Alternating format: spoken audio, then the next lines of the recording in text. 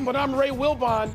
It's Middle Name Pride Day, so we're going by our middle names today. I'm Erwin Kornheiser. I put the win in Erwin. Very impressive. Do you know there's a million people named Ray? Sure.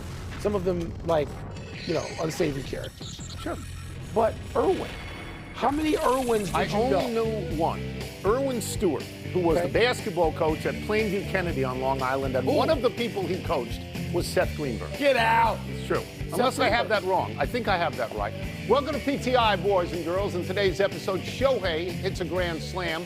More big names in the NFL are set to be released, and Jay Billis joins us as North Carolina and Duke get set to play again. But we begin today with Jayson Tatum's return to the Celtics tonight at home against Dallas. Tatum tore his Achilles less than 10 months ago. He will be coming back far earlier than most expected. Wilbon, what are your expectations in the short and longer term? I have none in the short term.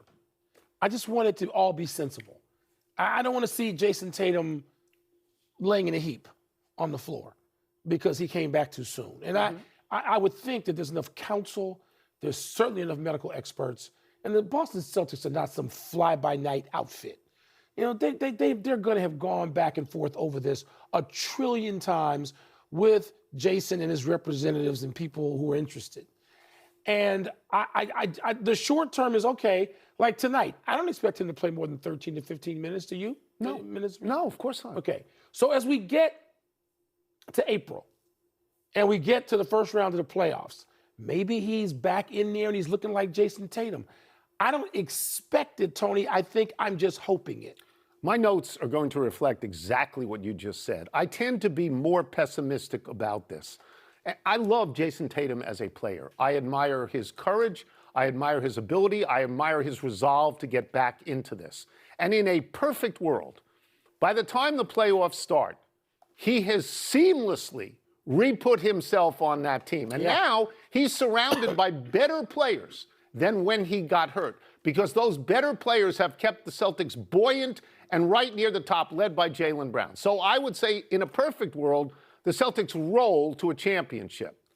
But, and there's always a but, I'm a little nervous about this. There's two words that keep flashing in front of my eyes. What? Lindsey Vonn. Yeah, okay. I'm glad you got there because I was going. Yes, I thought it was tremendously courageous what she did. It was. She had a torn ACL, and she skied anyway, and we were told that it wouldn't get more hurt. And then in the first time on the downhill, she hits a pole, and she crashes, and she breaks her leg in 3 different places. So I understand it's a different sport.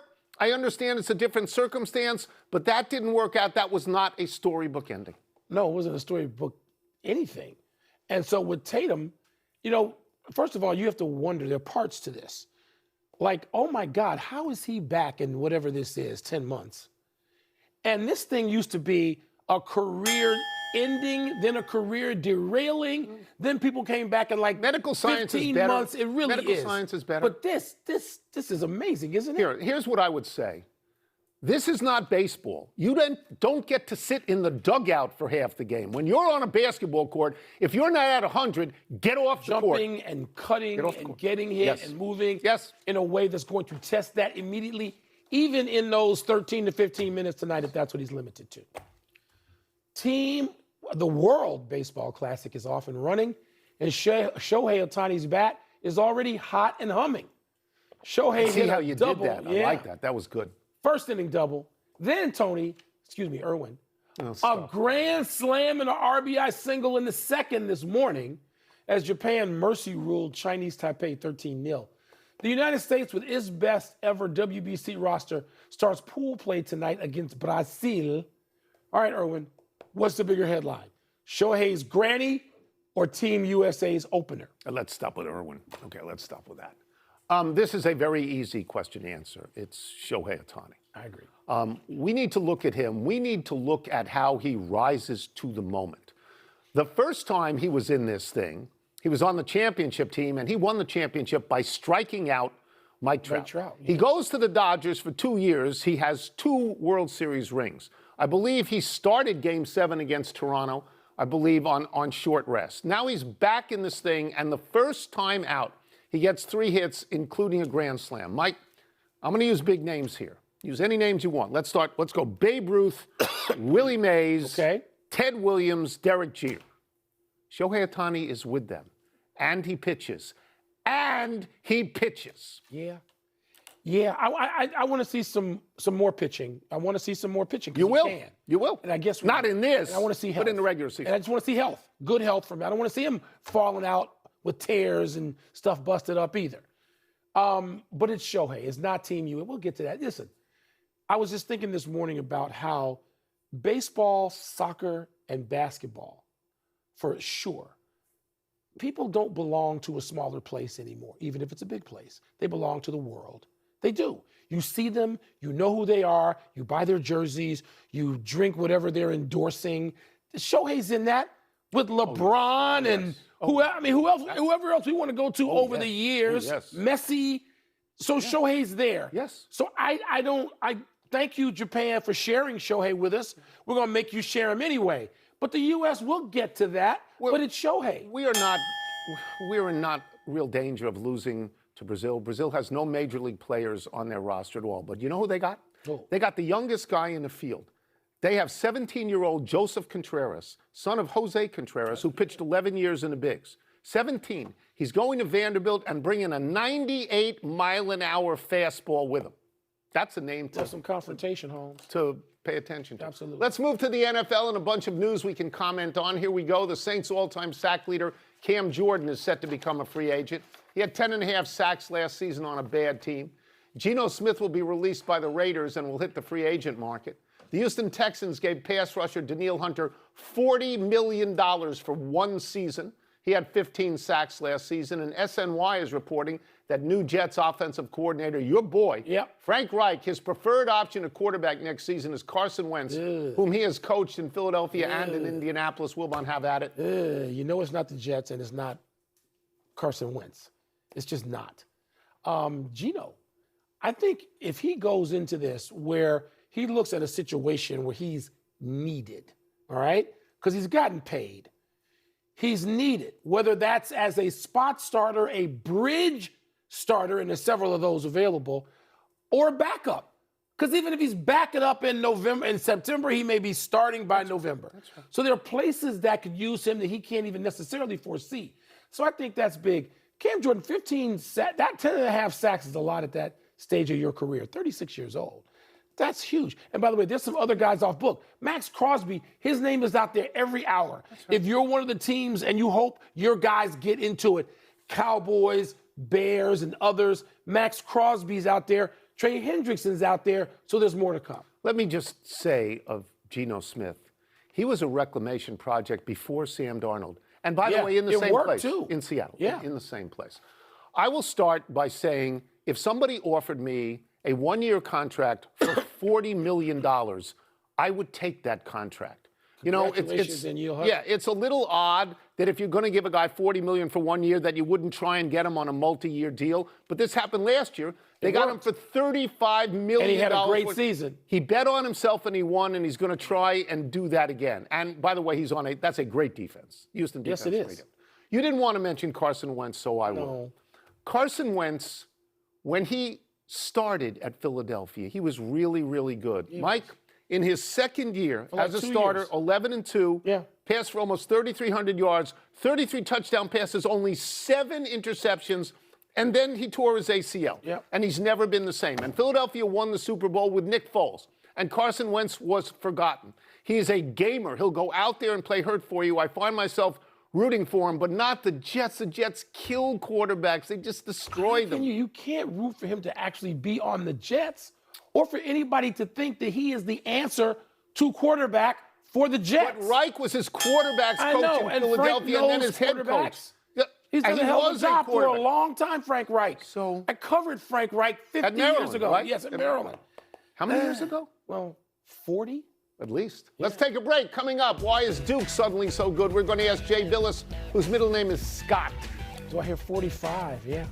We'll also ask him whether the selection committee should take into account Miami of Ohio's efforts to schedule tougher teams. You covered Boomer and then Reich. And Gelbaugh, Right, and they all went to the pro. And O'Donnell. Neil O'Donnell. All went 4 to in a the row. pros at Maryland. But only one of them had the greatest comeback of all time in college football. Frank Reich. Frank Reich. What was it, 35 points or something? North Carolina and Duke meet again tomorrow at Cameron. Ray Wilbon will be there. So will today's guest, the dashing ESPN college basketball analyst, Mr. J. Scott Billis. Scott with one T. One T, very with one T. impressive. Let's start with this. North Carolina was without freshman star Caleb Wilson with a broken left hand. Now he has broken his right thumb. He is out for the season. What does that mean for the Tar Heels? What does that mean for him? Well, first, it's heartbreaking for Caleb Wilson because he's one of the best players in the country. He's going to be a top five draft pick if he decides to come out into the NBA draft. And he was just getting back to where he was going to play again. Carolina is 5-1 without him in the lineup. Without him for the remainder of the season, it just makes their ceiling lower. They had Final Four capability with Caleb Wilson in the lineup. Without him, it's going to be a lot more difficult. I still think that with the way they can play without him, you could see them in the second weekend, but I think it certainly dims their hopes for getting beyond the Sweet 16. Is it possible? Of course it is. But one thing they've done really well is some players need to be needed, and guys have stepped forward and done more. Just because they had a certain role with Caleb Wilson in the lineup doesn't mean that's who they are, and they've shown that they're more than just Caleb Wilson. Well, they can sure use him tomorrow, Jay, because since Duke lost to Carolina a month ago, the Blue Devils are 7-0, as you know, and they have just been crushing teams. Where do we start with what's working so well for Duke in that stretch?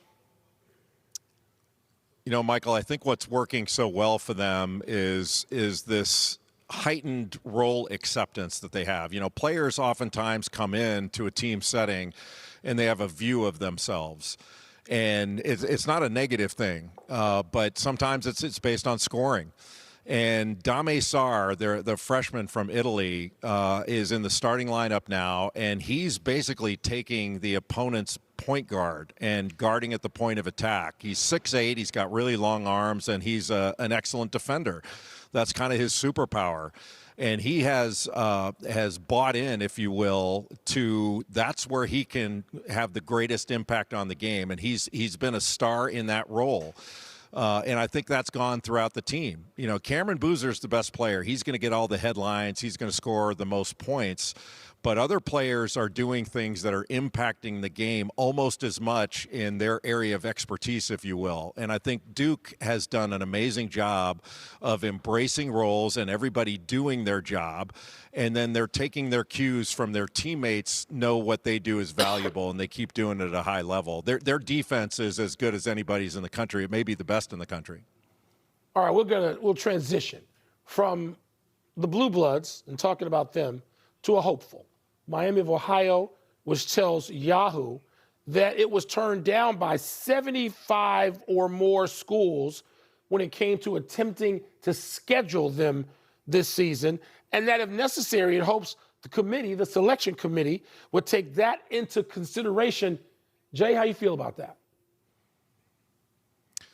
Well, first, they're going to get in no matter what. The easiest thing for Miami of Ohio to do is to win their conference tournament, get the automatic bid, and this is all put to bed and nobody has to worry about it. Number one, they're really good. They're a very good basketball team that has a chance to win a game or two in the NCAA tournament. But when you get down to the resume part of it, they've only played one team, that being Akron, and they beat them, that's ranked in the top 50. Everybody else they've played is outside the top 150. They've only played one quad 2 game on the season, that being Akron. They haven't played no quad 1 games. And they've played 3 non-division 1 games in their 30 wins. I don't buy the fact that they couldn't have played a tougher schedule. Could they get exactly the schedule they wanted? No. But, you know, the major conference teams can't service everybody in Division I. But they could have played a tougher schedule. But they're going to get in, and any talk that they won't. But if they had lost one game, we wouldn't be talking about this because their resume wouldn't match up with the teams that have played tougher schedules and also lost games. But that being said, they're a really good basketball team, and they're going to be in the tournament whether they win their conference championship or not. They're going to be in, they should be in, and people want to see them. Yeah.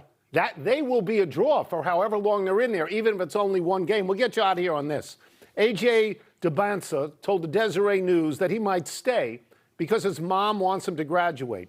Do you, Jay, think that's possible? And what does his NBA future look like? Well, it's certainly possible. A.J. Tatum is so good that he can do whatever he wants. And, you look back, and I know it's a long time ago and it's ancient history to players today, but, Tim Duncan stayed 4 years in college, and it didn't cost him too much. When you're the real deal, you get to do whatever you want, and A.J. Tatum is the real deal. Just from a financial standpoint, I don't think many people would counsel going back to school given the amount of money that he's going to make in his lifetime playing basketball. And just because he's not going to graduate, if he goes into the NBA after this year, he won't graduate on the timetable that we grew up with. You graduate in 4 years and you matriculate on at age 22. That doesn't mean he can't pursue education while he's in the NBA and get his degree. It just won't be on the timeline that traditionally it's been on back in the old days. But, I think it's great that he loves the experience and would like to continue.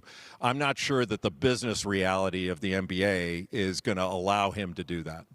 Thank you for being with us. Thank you, Jay. You're going to be stuck with Wilbon at the game. Yes, sir. You're going to be stuck with Wilbon. We'll see you tomorrow. Thank you. You can catch more of Scott. That's his name, Scott, his middle name, on College Game Day tomorrow morning at 10 Eastern. Let's take one last break, but still to come, heartbreak for Holy Cross, which goes down at the buzzer. And Irwin here breaks down the biggest moves at the NHL trade deadline. When you're a rookie, you're going to make $13 million. It's a lot of money. You can't. How do you? Well, because you can delay it for 1 year. If you want to delay it for 1 year. But Josh Hart, he's a local for us, Wilbon. Joshy. He went to Sidwell Friends School and then went to Villanova, where he was on Jay Wright's first championship team in 2016. Two of his Villanova Wildcat teammates are now Hart's teammates on the Knicks, Jalen Brunson and Mikal Bridges. Hart is sort of the forgotten Knick. Brunson and Bridges and Karl Anthony Towns and OG Anunoby get most of the attention. But Hart is quietly averaging 12 points, 7.5 rebounds, and 5 assists per game, and he's shooting 48.7% from the field. Hart was once Big East Player of the Year in college, and Villanova retired his number 3 jersey. The Knicks better not forget him. He's the guy who's got to do a lot of everything, including D-up people who are particularly hard to guard.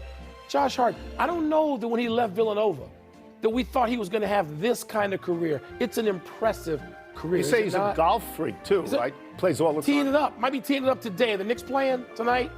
Happy anniversary, Ray Bourque. On this day 26 years ago, the Bruins traded their 21-year veteran and 12-time captain to the Avalanche after Bourque had asked for a trade to a Stanley Cup contender.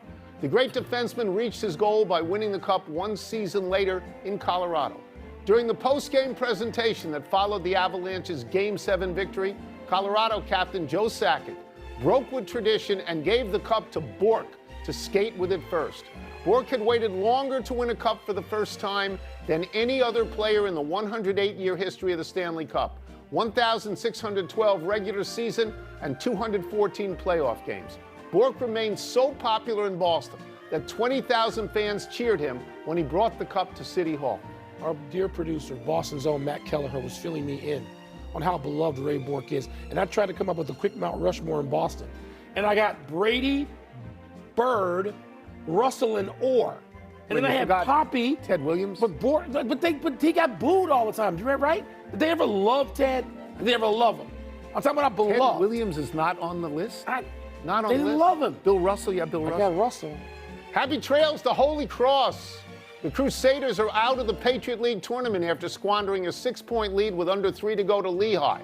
Lehigh's Nazir Whitlock was the difference late. He tied the game at 66 with 11 seconds to go, forced a Holy Cross turnover with 2 seconds left, and took the half-court shot at the buzzer that won the game. Whitlock said he thought his shot was off when it left his hands. Quote, but then I was like, wait, and then it went in, adding, this is March. Lehigh now faces Colgate in Sunday's semis, but wait, that wasn't the only buzzer beater yesterday. My girl Bella Pucci from Binghamton also hit a game winner, pushing my 3-seed Bearcats past 6-seed Bryant in the America East tournament. Wow. Eat it, Bulldogs. This is when it starts. This is the fun of it. It's the early weekends before you even get to the 64 or 68 or whatever. I also think that the first weekend is the best. yes, it it's is better than the It's more night excitement. before. I It totally is for agree me. with you. All right, let's go to the big finish. Let's do it. Victor Wembanyama had sir. 38 and 16 as the Spurs took care of the Pistons. Is that a big deal? And 5 block shots, and they keep beating the best teams in the league. It is a big deal. They're the favorites to win now. You don't want to hear it. They're the favorites to win. So young. God, they're great to watch. The NHL trade deadline passed a couple hours ago. Biggest deal, Tony. The Caps traded John Carlson to Anaheim. He'd been with the Capitals Long for 17 time. years, Won a like cup. him and Ovi. Yeah. The Chargers and free agent center Taylor Biadish, Tyler, agreed to terms on a 3-year, $30 million deal. Is that significant? Yeah, Joe Alton, Rashawn Slater, injuries. They got to get better right now on the offensive line. Joel Embiid, your boy, is out at least another week with an oblique. You're so surprised. No one in the world is surprised. Nobody in the world is surprised. He misses so many games. Last one, Tyler Reddick, your boy, could win his 4th straight NASCAR race on Sunday. Do you like his chances? Yes. This is like just go back 35 years. How many times, once Jordan started winning and he's owns a car, did we not like his chances? I like Tyler's chance. We're out of time. We're in trying to get Arizona. to the next time. I'm Tony Kornheiser. Thank you. He's Irwin. I'm Ray Wilbon. Have a great weekend, knuckleheads. And now, here's NBA tip-off with Wade, Thorwald, and Rashawn. Kenny, what are you doing? Thorwald? PTI. All right.